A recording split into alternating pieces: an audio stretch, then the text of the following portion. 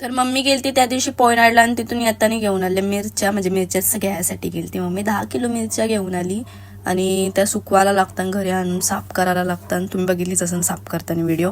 तर साफ वगैरे केली मम्मी, वहिनी आणि पप्पानी पण जराशी हेल्प केली त्यांना.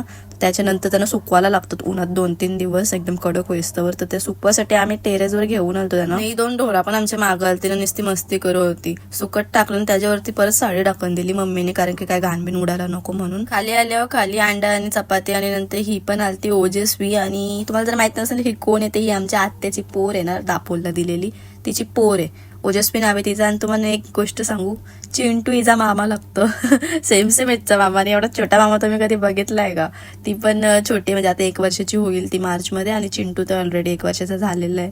महिन्यांचाच गॅप आहे काही त्यांच्यामध्ये. आणि मी तिला कडी घेतलेली तर नुसतं चिंटू मना होतं, बोलत होतं मना पण घ्या. तर एक साथ दोघांना कुठे घेऊ. और हिला पण एवढ्या दिवसांची तुम्ही बघला असेल व्हिडिओमध्ये, ते आजी मांजरी सोबत अजिबात पटत ना. बिल्लोला बघला तर नुसतं येरा होतं, नुसतं मारायला धावतो. तिला काय माहिती काय दुश्मनी नाही. हिला एक अक्कल ना. आंघोळ केली इजी तरी पण नुसती माकाला जाईन. गॅलरीत जाऊन झोपले धुलीन. संध्याकाळी गेलो परत टेरेसवर मिरच्या आणायला आणि जेवणामध्ये केलती पिकी कालजी आणि पिकी सुकटीची चटणी. तर पटकन जेवून घेतला आणि गेलो. खास गोलू चिनूसांचा अॅन्युअल फंक्शन होता आणि गोलू बनलेली पोलीस. तिला बोलली असा पोलीस बघून चोर पळून जायचं. तर ती बोलली थांब मी दाखवतो तुम्हाला पकडून चोर.